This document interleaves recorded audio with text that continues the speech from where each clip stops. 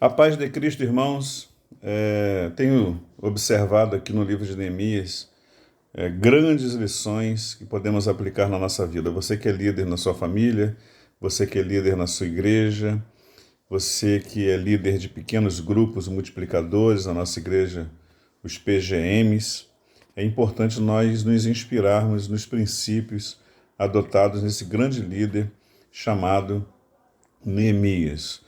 E primeira lição, né, que a gente pode aprender no livro de Neemias é a respeito à hierarquia. Numa época em que as pessoas não querem respeitar os idosos, não querem respeitar as autoridades, sejam civis, sejam militares, não querem respeitar as autoridades familiares, eclesiásticas, enfim, né?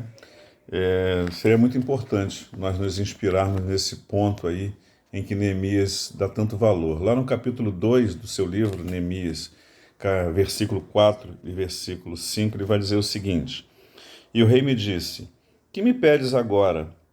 Então orei ao Deus dos céus e disse ao rei: Se é do agrado do rei e se o teu servo é aceito em tua presença, peço-te que me envies a Judá, a cidade dos sepulcros de meus pais, para que eu a edifique. Então ele se submete à vontade do rei, né, que é importante demais. Nós temos que nos submeter às autoridades que Deus instituiu sobre as nossas vidas. O segundo ponto que Neemias nos traz aí de princípio importante é que ele definiu um prazo no versículo 6 do mesmo capítulo e vai dizer o seguinte: Então o rei me disse, estando a rainha assentada junto a ele, quanto durará a tua viagem? E quando voltarás? E aprove ao rei enviar-me, apontando-lhe eu um certo tempo. Então a gente percebe aí, está muito claro, que Neemias mostra aí, apresenta ao seu rei o tempo que ele vai precisar de se preparar, o material que ele vai precisar para poder realizar esse grande feito, que é de retornar à sua terra para reconstruir os muros da cidade de Jerusalém. Então, o segundo ponto aí é definir prazo. A gente precisa, né? Você que é líder do PGM aí, começar a orar para que aquele prazo que você precisa daqui a 2 meses, daqui a 3 meses, daqui a 5 meses, para que o grupo esteja pronto para a multiplicação, através da evangelização, através da comunhão. O terceiro e último ponto que nós podemos aprender no livro de Neemias é a necessidade, óbvio, de que quando a gente resolve trabalhar, evoluir, progredir, vêm as oposições. Vêm as oposições.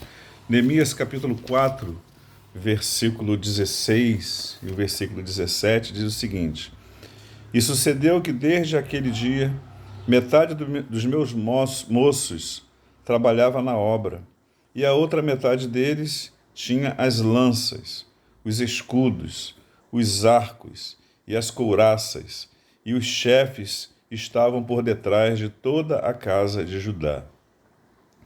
Os que edificavam o muro e os que traziam as cargas, e os que carregavam.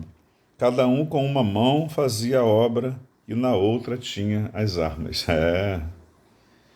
É isso aí. Os opositores vinham, mas eles não cederam à localização, não pararam de trabalhar no propósito que eles tinham firmado ali, que era a reconstrução dos muros. Mas vieram aqueles personagens, Sambalates, Tobias, aqueles homens lá para tentar atrapalhar. É óbvio, né, que você, quando começar aí a liderar o seu PGM, oposições espirituais, Efésios capítulo 6 diz que a nossa luta não é contra a carne, não é contra o sangue, mas contra as potestades malignas desse século. É óbvio que virão oposições espirituais e usarão pessoas, né?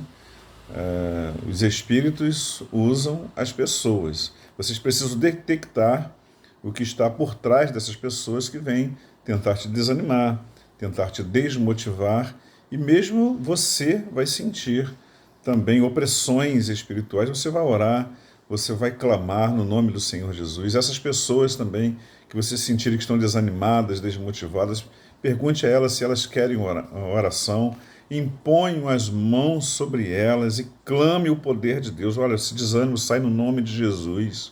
Esse espírito de desmotivação saia no nome do Senhor Jesus.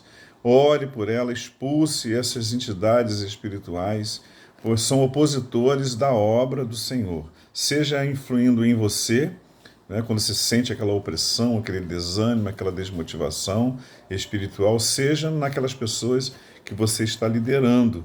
Ore por elas, clame, chegue em casa, ajoelhe e ore por elas, clame para que o Senhor possa realizar a obra na vida dela e para que o seu projeto continue, né? O projeto do Senhor, que o Senhor está te usando, continue avançando. Essas são as boas lições que nós podemos aprender no livro de Neemias. Outras virão e eu estarei compartilhando com vocês.